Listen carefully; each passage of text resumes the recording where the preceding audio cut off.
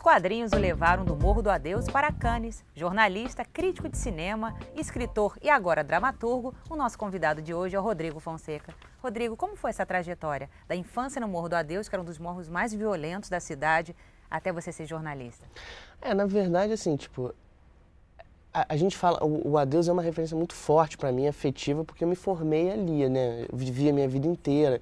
Só que, assim, é maior, eu acho que é um pouco maior, porque eu estudei na Penha, que é muito do lado de Bom Sucesso, que é onde fica o Adeus. Então, assim, você, na verdade, eu vivi todo o período mais pesado da guerra, que começou em 94, quando o E, que era o traficante líder do Adeus, teria matado o Orlando Jogador, que era uma espécie de controlador da paz em todos os morros do complexo. Então isso é um negócio que marcou a minha vida, porque eu vivi meio um Poderoso Chefão a céu aberto, sabe? Uma hora eu me dei conta que eu era um rapaz de 14 anos, tentando me inserir em alguma coisa, né? Aprender sobre a vida e sobre a cultura, que era uma coisa que me apaixonava, num contexto que eu vivia no meio de uma zona de guerra, porque tinha toque de recolher, às vezes tu saía de casa, começava um tiroteio na sua porta. Eu voltei várias vezes para casa, tendo que voltar abaixado, porque tinha tiroteio. Então isso é uma realidade que é muito, muito marcada na minha vida, entendeu? Assim, e ajudou a me construir também na minha relação com o cinema, porque eu acho que eu busquei filmes que, de uma certa maneira, principalmente nesse início, nesse momento que estava acontecendo o conflito mais barra pesada, que foi mais ou menos de 94 a 98, assim, eu busquei filmes que tinham muito a ver com essa realidade do conflito armado, né, do conflito. Então eu me enveredei, eu acho que isso fez com que eu criasse um interesse por um tipo de cinema que geralmente a crítica dá uma banana bonita para ele, que é o cinema de ação, que são os thrillers, entendeu? Isso é uma coisa que me interessa muito porque me ajuda a entender o contexto de onde eu venho, assim, né? E o contexto que eu sou também. Mas como entrou o jornalismo na sua vida? Foi totalmente por acaso também numa dessas histórias de filme, assim. Eu não me formei em jornalismo, eu fiz comunicação, mas eu fiz comunicação em ciências sociais. Só que, assim, eu trabalhava numa editora, era estagiário de uma editora. Aí, um dia, um cara que trabalhava na editora e ele tinha um projeto no Jornal do Brasil, um grande jornalista chamado Edmundo Barreiros, a quem eu devo muito. Ele viu que eu gostava de história em quadrinhos, eu sempre ando umas camisetas de quadrinhos, assim, estava sempre lendo um gibi. E ele me perguntou se eu não estava afim de trabalhar com ele num projeto que ia ser organizado para o extinto Caderno B, que era de fazer uma página diária de histórias em quadrinhos, e ele precisava de um produtor gráfico para isso, e um produtor editorial, uma pessoa que traduzisse o material dos quadrinhos estrangeiros, que fizesse umas reportagens sobre os quadrinhos, que cuidasse de uma sessão de cartas sobre isso. Isso ia ser todo dia. Então ele me levou para lá, que eu ia ganhar mais do que R$1 por hora, eu aceitei. Só que no dia que eu assumi, que foi exatamente 1º de maio de 2000, eu já estava contratado, estava assinada a carteira, aí uma pessoa veio falar comigo, uma pessoa da chefia veio falar comigo que o dinheiro para a página, dessa tal página, tinha sido suspenso, que o projeto acabou. Aí eu me vi assim, mas eu estou desempregado, é isso? Aí o cara, não, você vai virar repórter. Aí eu virei repórter assim.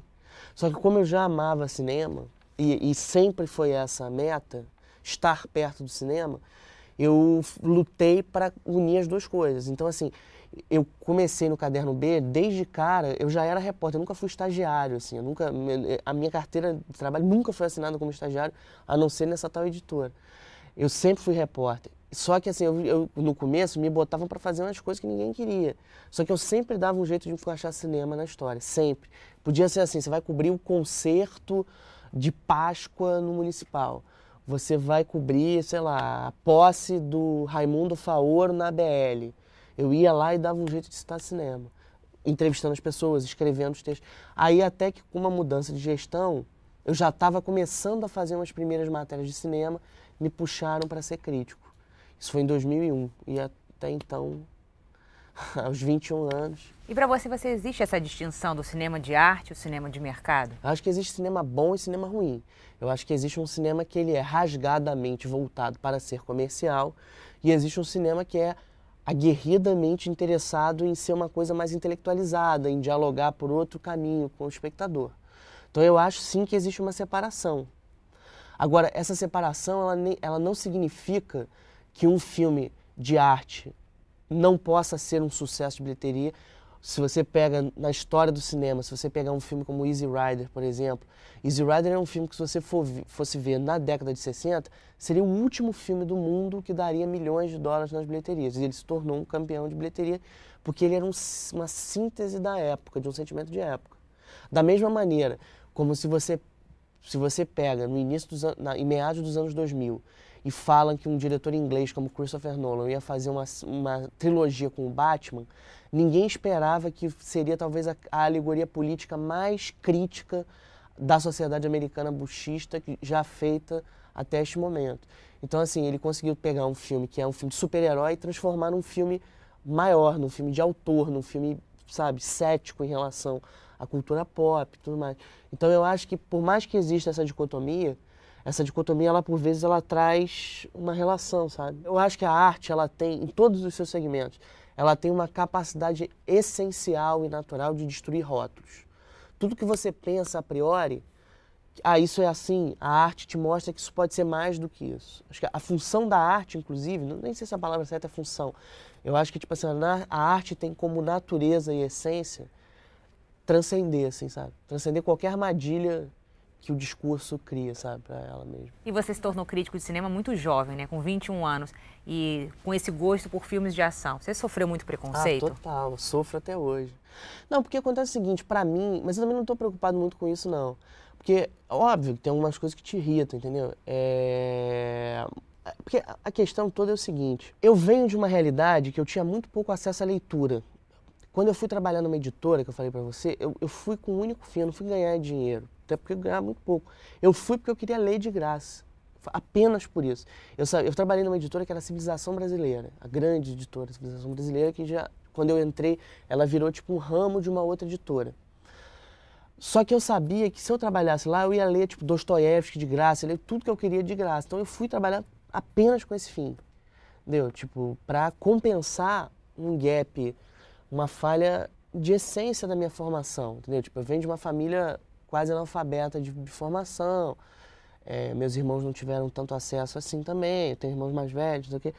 Então eu corri atrás do jeito que eu pude. De uma certa forma, o que me criou, alimentou mais a minha relação com o cinema, é que eu fui criança e adolescente numa época em que jornais como o Globo, por exemplo, tinham cronistas de cinema que tinham uma generosidade muito grande no olhar e sabiam transformar a generosidade que eles tinham e curiosidade que eles tinham pelos filmes para o espectador.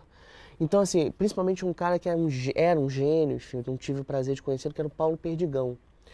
Esse cara, ele conseguia falar com a mesma atenção e o mesmo carinho de Predador ao Fellini, sabe? Esse cara me formou de uma certa maneira, não só me formou como cinéfilo, não, ele me formou como um leitor.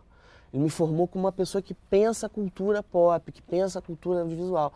Então, assim, eu fui fazer crítica tentando, de uma certa maneira, devolver à minha realidade aquilo que eu ganhei dessas pessoas como Paulo. Para mim é uma questão muito essencial e pessoal encampar esses filmes, os filmes do Sylvester Stallone, pegar um filme como Gravidade, por exemplo, que é um filme, embora seja um filme de um autor, que é o Alfonso Cuarón, é um filme vendido como um filme pipoca, sabe? Pegar um filme até brasileiro de comédia, que as pessoas às vezes tratam com displicência, mas que eu sei que de alguma maneira esse filme vai ter para um público, pode ter para um determinado público, a única boia de salva-vidas para que ele tenha alguma chance de mergulhar no mar da cultura.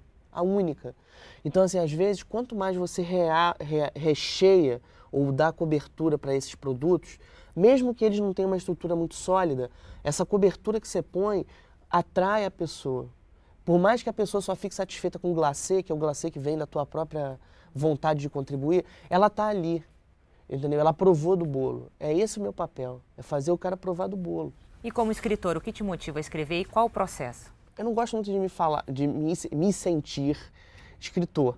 Efetivamente eu sou um escritor porque eu escrevi 3 livros, publiquei 3 livros. 2 deles de cinema e eu escrevi outras coisas, tipo, capítulos, contribuições para outros livros, mas assim, tipo, Você escreveu um romance agora. Pois é, o romance é o que eu tenho, xodó, meu pé de laranja lima, que chama Como Era Triste a Chinesa de Godard. Eu não tenho um método, assim, eu tenho um método, quer dizer, escrevendo ficção, que vale tanto para esse livro, quanto para outras coisas que eu já escrevi, e quanto para uma peça que eu fiz, que chama Encontros Impossíveis, que eu escrevi, assim, foi encenado.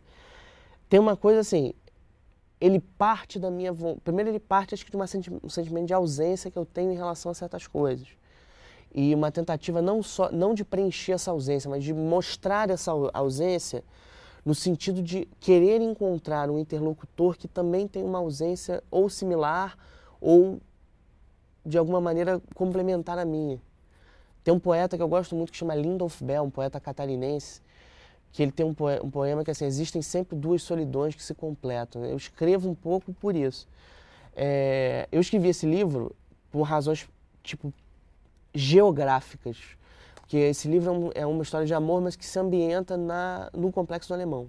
Escrevi por causa disso, porque eu achava que de alguma maneira alguém que viveu o Complexo do Alemão dos anos 90, alguém que não é negro, alguém que não é taxado de suburbano do complexo por ser branco, deveria dar a sua contribuição, porque muito mais grave do que os preconceitos que eu sofri por ter meus pontos de vista como crítico, eu sofri por ser um cara de subúrbio e ser um suburbano branco.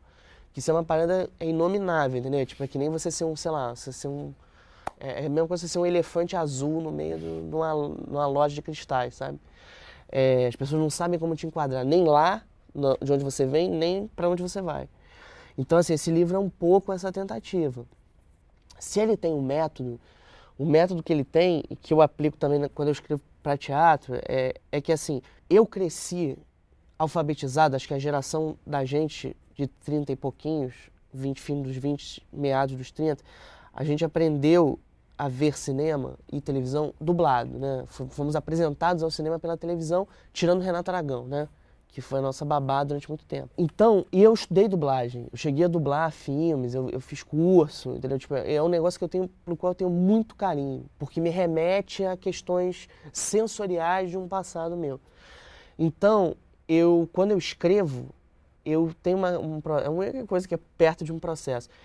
Quando eu escrevo uma frase, eu não tenho muita consciência da frase, até porque eu trabalho meio com fluxo de consciência. Eu vou escrevendo, sabe, loucamente, sem ler. Mas eu tenho alguma coisa fala para mim essas falas, assim, tipo, é como se o meu inconsciente, de uma certa maneira, jogasse uma dessas vozes dubladas na minha cabeça e lesse esse texto para mim, entendeu? É como se eu estivesse dublando meu próprio texto para ver como é que ele soa. Então eu mudo de alguma forma, quanto mais distante dessa grande dublagem, que foi a dublagem dos anos 80, ele estiver. É um negócio muito difícil de explicar, porque é um negócio que só funciona aqui, no Estranho Mundo de Rodrigo Fonseca. Mas funciona. Mas você escreveu em quanto tempo esse livro? Um mês. São 120 páginas. Agora o processo para o teatro, por exemplo. O teatro, ele é vivo, ele acontece ali todo dia no palco. Você chega a mudar o texto depois? Sim, a gente mudou. Porque assim, o Encontros Impossíveis, quando ele foi montado, ele foi meio um tour de force. Esse foi uma peça encomendada, não partiu de mim.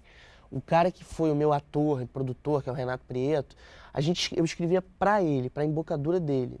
Então, com o direito de ele mudar o que ele quisesse. Assim, isso foi combinado desde o começo. O cara que dirigiu comigo, que é um cineasta, que é o Gustavo Gelmini, a gente trocava muito. Trocava um ponto que, assim, eu não escrevia no papel, eu ditava para ele. Porque eu queria trabalhar com essa instância da fala, que é essa instância da dublagem que serve quando eu estou escrevendo romance. Então eu falava para que ele tivesse a consciência do som das palavras que a gente estava construindo, entendeu? Então foi um processo um pouco colaborativo, mas assim, todo o texto ele é meu, assim, toda criação minha. Mas ele foi criado, e eu acho que teatro pode ficar melhor assim, quando você dá margem à mudança, entendeu? A mudança em cima daquilo que está escrito.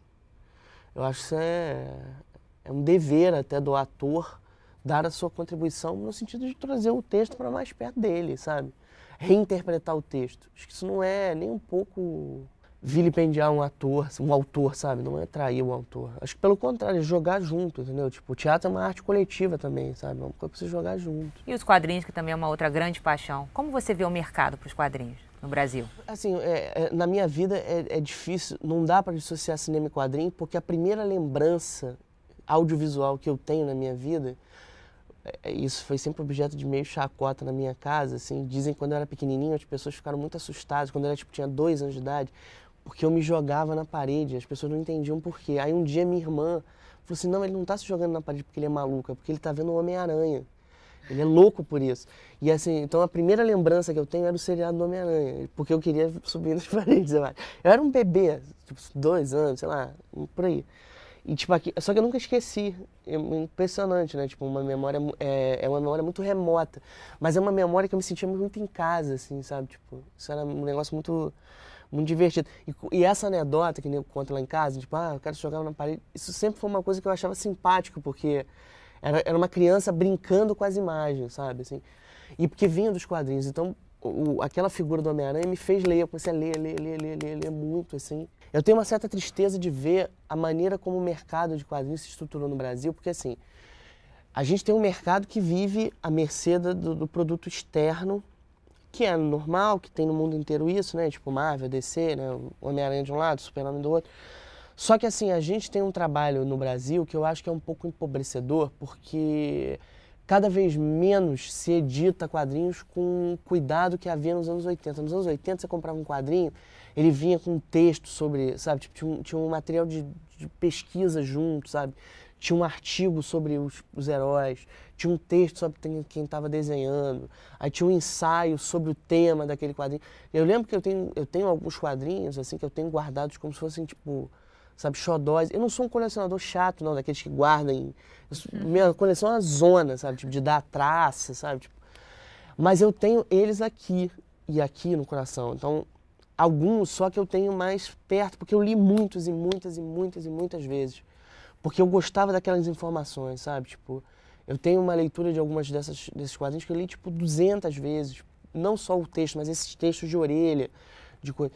Então, assim, eu vejo hoje que tem muito descuido. E o quadrinho brasileiro, existe uma irregularidade muito grande, porque existe uma tendência a acreditar que você tem que se dissociar do quadrinho americano totalmente. Aí se investe num tipo de quadrinho que se diz alternativo porque ele é mal feito, sabe? Muito mal feito. É mal desenhado, é mal esquadrinhado, é todo, sabe, todo porco. Aí nego diz, isso é alternativo. Não, não é alternativo, é ruim, é mal feito. Sabe, não tem conteúdo aqui. Sabe? Ele está tentando ser alternativo porque vem com uma vibezinha. Então eu vejo muita coisa assim. Eu acho que tem no Brasil alguns caras que são brilhantes.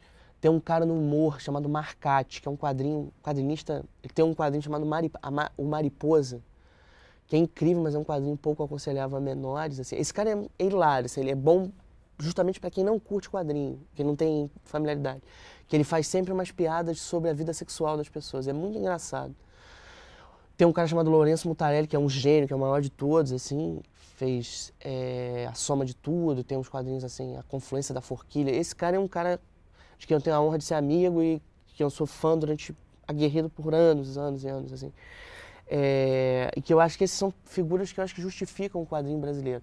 Tem outros personagens, assim, acho que tem alguns personagens marcantes, tipo Vira-Lata, que é uma série que tem a ver com a violência.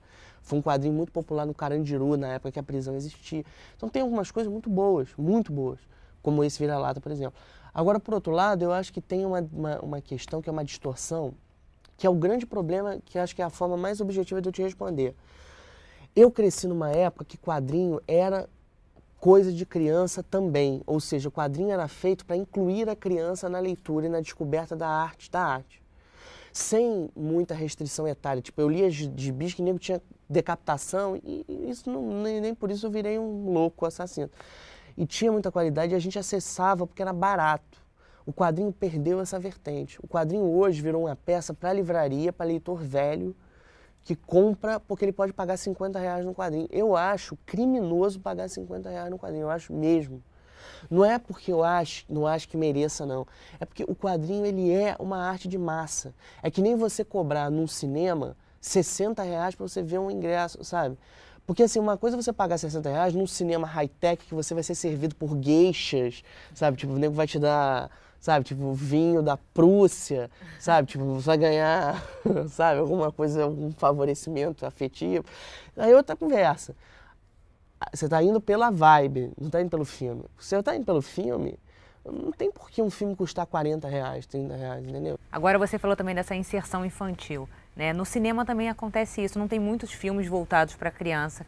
Como você vê isso? Queria que você fizesse uma análise assim, do panorama do cinema nos últimos 20 anos da retomada. Eu acho que quando você perde uma franquia, que era o que a gente tinha com o Renato Aragão e com a Xuxa, acho que em graus diferentes, você fica destituído de um produto. É como se você, imagina acordar um dia e não existir mais Coca-Cola. É isso. O produto que se vende por si só acabou. Você não tem outra para botar no lugar. Você pode inventar uma coisa que pareça Coca-Cola, mas não vai ser Coca-Cola. Você vai sempre ter o gap, sempre. Eu acho que, de uma certa forma, a desaparição das franquias de Renato Aragão e Xuxa deixaram uma orfandade industrial no audiovisual brasileiro. Que não dá para você botar outra coisa no lugar. Acabou aquela porra. Acabou aquilo, sabe? Assim. Então, o que acontece? Você, de uma certa maneira, deu... Aquela ausência deveria ter estimulado a criação de novas franquias que viessem, por exemplo, dos quadrinhos, como sei lá, Turma da Mônica ou algum outro produto. Isso não aconteceu. Ou que produtos paralelos que dialogam com o universo infanto-juvenil tivessem a serviço do cinema, que é a literatura infanto-juvenil, clássica ou contemporânea. Algumas pessoas, como um diretor chamado Eduardo Goldenstein, que fez um belo filme chamado Corda Bamba, sobre a literatura da Lígia Borjunga, que acho que foi um pouco mãe e madrasta de todos nós da geração de 30 e poucos, acho que fizeram um empenho interessante de criar um nicho novo, que é o nicho da literatura infanto-juvenil e do teatro infanto-juvenil transposto às telas. Só que eu até fiz uma capa sobre isso para o segundo caderno do Globo, só que tem 1 ano e nenhum desses filmes estrearam. Tinha o Menino do Espelho, baseado no Fernando Sabino, tinha o Pluft, o Fantasminha, sabe? Tinha uma série de livros infanto-juvenis, ou peças infanto-juvenis, que virariam cinema e não viraram. Isso não aconteceu. Então, o que acontece? Você fica com uma deficiência, você não tem o que botar no lugar, não tem. Qual filme que você assistiu assim que mudou sua vida? A Rocky, um Lutador. Foi esse filme que me fez gostar de cinema. Porque eu já era apaixonado por imagens e movimentos até aquele momento. O primeiro filme que eu vi na vida no cinema foi um filme chamado Os Trapalhões no Reino da Fantasia. Eu enlouqueci com aquela... Tinha 5 anos, com aquela experiência. Só que assim, e eu já via filme de Tarzan em casa, umas coisas assim. Só que acontece que o Rocky foi assim, sabe? Tipo, o Rocky foi um filme da descoberta da minha subjetividade. Quando eu vi aquele filme, com 7 anos de idade, eu entendi que eu era uma pessoa. Assim, é como se eu tivesse me inaugurado com a partenogênese do cinema, entendeu? Tipo, o cinema mostrou quem eu era. Então, assim, isso faz, como o cinema me mostrou isso, por isso eu tenho uma luta para defender o cinema muito grande, porque o cinema, eu acho que, assim como aconteceu comigo, ele faz isso com muitas pessoas. Respondendo uma pergunta que você fez antes, assim, eu acho que dos últimos 20 anos, a partir do movimento que a gente chama de retomada no cinema brasileiro, que foi assim, o resgate da produção, que ficou paralisado entre 90 e 93, por conta do fim da Embrafilme, quando a gente caiu de 80 filmes por ano para 3 filmes por ano, o que eu acho que acontece é que há uma tentativa de você fazer filmes de gêneros e naturezas tão diferenciados que você facilita esse tipo de experiência que eu tive, por exemplo, com o rock. É uma variedade tão grande que eu vejo as pessoas acordarem para a sua própria subjetividade e acordarem para a subjetividade do Brasil de uma maneira muito radical. Eu acho que, por exemplo, se produziram coisas muito ricas de 2003 até 2006, mais ou menos, que eram muito sintonizadas com o início da era Lula, que eu acho que foi muito rico, porque foi um momento em que o Brasil pôde olhar a pobreza de uma outra natureza. Não apenas com uma comiseração, mas pôde olhar com esse olhar da emergência econômica, sabe? Que deu, eu acho que nesse processo, a meu ver, muito frágil, mas a quem eu acho que a gente deve um obrigado a certas instâncias políticas de transformação, há uma noção de um Brasil que está consumindo mais. Então isso provocou um novo cinema, e um cinema que, como você está falando de pessoas que consomem mais, você pode falar de tipos de pessoas e tipos físicos e tipos de psicologias muito diferenciadas, a ponto de você conseguir criar formatos de gênero. Você já começa a ter filmes policiais, há um ensejo para se fazer filmes de terror, você tem filmes de ficção científica. Então eu acho que isso melhorou muito o cinema brasileiro. Por outro lado, existe um problema que é óbvio e canceroso, que é o fato de a gente não ter tela. imperdoável o Brasil só ter 2.200 cinemas. Isso não faz o menor sentido, sabe? Se você deixa multidões desassistidas que podiam usar aquele cinema como eventos e não apenas como, por prazer de ir ao cinema que eu posso ver na tela do meu computador baixado. Não, ir ao cinema fazer um evento, sabe? Virar um evento. Então isso eu sinto falta. Eu acho que isso é um problema. E problema número 2, eu acho que existe uma atitude ainda muito arrogante por parte do cinema brasileiro de querer colocar um discurso, que muitas vezes é um discurso político, um discurso um pouco hipócrita, na frente da obra de arte. Então eu vejo muito cinema brasileiro que é muito mais discurso do que filme, do que cinema, entendeu? Porque eu acho que às vezes as pessoas estão muito pouco preocupadas com a possibilidade de contar uma boa história. O cara quer tanto fazer uma coisa descabeladamente experimental que ele perde o vínculo com a plateia. Às vezes você vê alguns filmes que tem uma tentativa de fazer um encontro frontal com o espectador e ele consegue dar ao espectador um prazer e uma possibilidade de reflexão tão ampla que às vezes pode ser mais radical do que propriamente o ensejo de experimentar. Porque eu acho que experimentação pela experimentação rende nada. Experimentação ela é importante quando ela tem o que dizer. E você precisa saber dizer, não com a forma pela forma, mas a forma sendo um conteúdo. E se acoplando a um conteúdo prévio, entendeu? Então eu sinto às vezes essa falta, assim. Eu vi grandes filmes brasileiros nesses últimos anos. A Febre do Rato, do Cláudio Assis. Acho que talvez o maior de todos os filmes brasileiros feitos nesses últimos 20 anos, que é um filme chamado Lavoura Arcaica, do Luiz Fernando Carvalho. Tropa de Elite, que eu acho um filme... Acho que é um filme emblemático de tudo que o Brasil viveu e vive, assim, principalmente o Rio de Janeiro, por ter uma origem de subúrbio ligada a muita violência, assim, é um filme que me diz muito, assim. Então eu acho isso. Eu acho que só como carioca eu ressinto uma questão a mais, que é o cinema, como ele é uma arte muito elitista, assim, ainda, estupidamente elitista, ele olha pouco para a Zona Norte, que é de onde eu venho e onde eu vivo. Então eu sinto falta disso. Eu tenho vontade de fazer cinema para também suprir esse gap. Agora eu não quero fazer um cinema comiserado, entendeu? Eu quero acreditar que eu posso fazer um Jurassic Park ambientado na Penha, entendeu? Assim. Agora, a abertura de novas janelas, por exemplo, como a televisão, Netflix, para passar filme, você acha que isso democratiza ou isso, de uma certa forma, perde a experiência da pessoa ir ao cinema?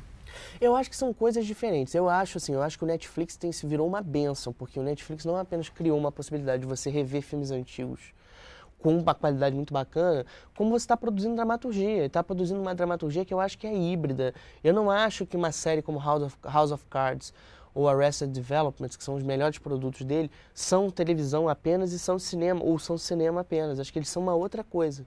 Eu acho que eles têm um tempo de plano. Embora eles usem a cartilha do cinema e da televisão, eu acho que eles criam uma terceira... Eles estão apontando para o que pode ser uma terceira via. Isso é incrível, porque finalmente você vai ver o uso da internet para o audiovisual não apenas como um suporte, mas como um polo produtor de linguagem, que eu acho que é o grande desafio. Qual foi o grande problema que as pessoas não perceberam no jornalismo eletrônico e na cultura dos blogs? Quando apareceu essa coisa da crítica na internet, jornalismo na internet, crítica na internet, que veio mais ou menos em meados dos anos 90, as pessoas começaram a falar assim, a crítica na internet é muito melhor. Aí você perguntava por quê? É porque tem mais espaço. Nós todos aprendemos desde primeira série do primário, o ensino fundamental, que quantidade não é qualidade, né? Aprendemos isso quando fazemos nossos pratinhos de comida, né? Misturar salada, blá, blá, blá. O grande lance dessa coisa, o grande desafio dessa coisa da crítica na internet é que, fundamentalmente, os caras continuaram a fazer no computador a mesma coisa que se fazia no papel, não mudou nada, ele só tem mais espaço. Então, assim, não dá para você criar um senso de qualidade. Acho que você tem algumas pessoas mais argutas, outras menos argutas, isso é diferente. O que eu acho é que, tipo, o diferencial que você está tendo hoje com o Netflix, eu acho que algumas outras iniciativas similares, é que você está tentando utilizar o tempo de streaming, o tempo de recepção pelo digital para conceber uma linguagem que é um pouco diferente. Então, isso está fazendo uma criação, um gap de criação muito desconcertante, porque você está possibilitando o fomento de uma nova linguagem. Mas tem também a nova lei da TV paga, que ela também fomenta a produção brasileira quando ela obriga a ter uma cota, né, de produções brasileiras na televisão. Eu acho isso, por um lado, é ótimo porque dá mais emprego, né?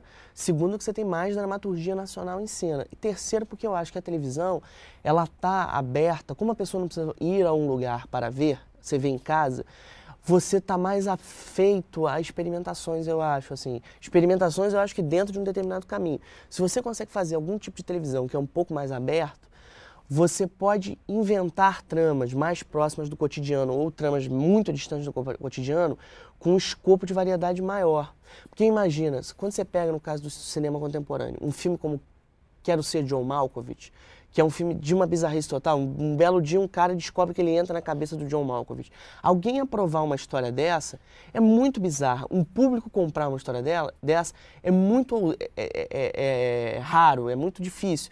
E esse filme virar um campeão de bilheteria é mais difícil ainda. E isso aconteceu. Só que é um caso em 20, entendeu? Você não tem um Quero Ser John Malkovich enfileirado todo ano, sabe? É um a cada temporada.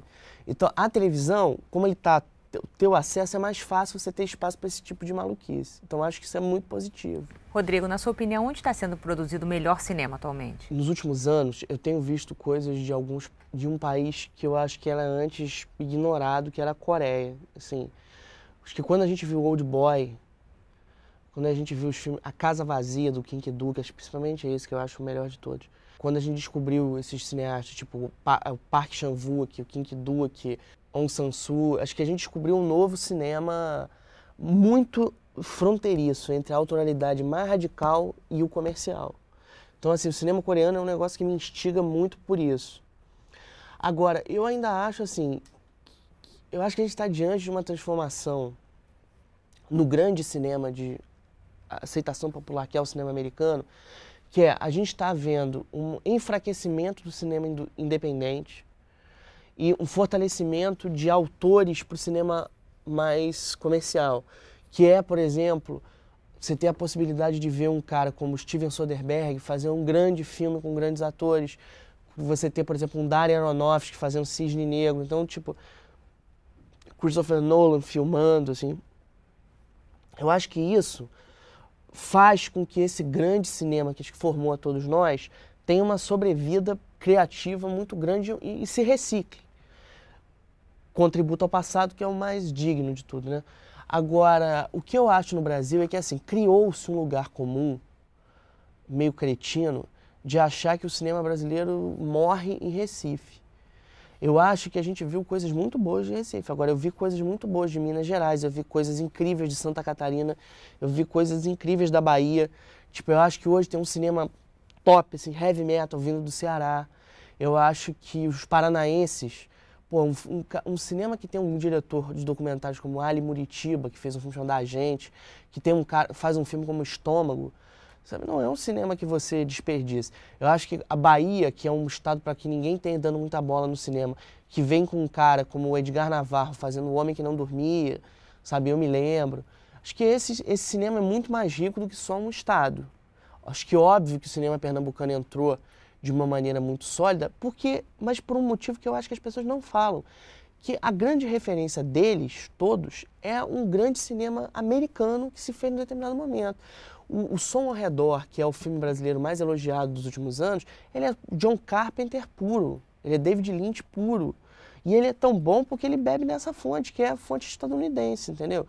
Que as pessoas não dão esse crédito. Então eu acho que você tem uma distribuição estética do cinema brasileiro muito mais plural do que se acredita.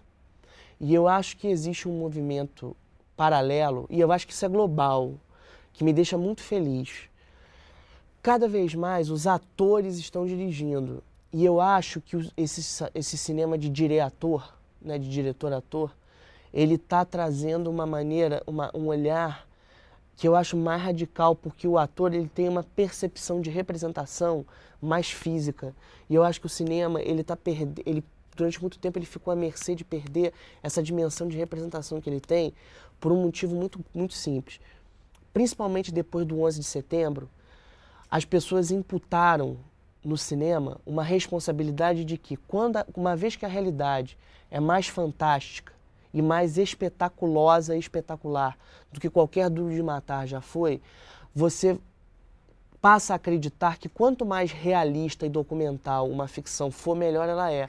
E isso é um erro, porque isso enfraquece o que a ficção tem de mais poderoso, que é o lúdico, que é o espírito lúdico, que é o espírito de fantasiar a si mesmo.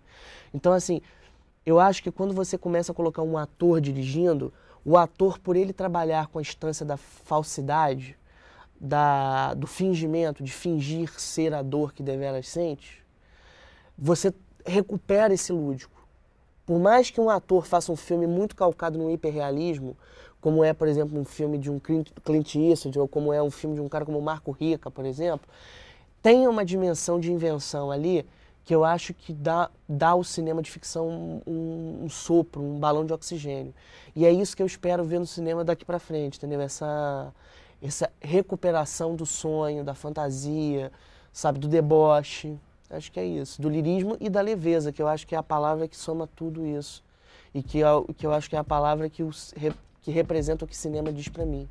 Capacidade de estar leve diante de um espetáculo fílmico. Tá bom, Rodrigo. Muito obrigada Valeu. pela sua entrevista. Obrigado, gente.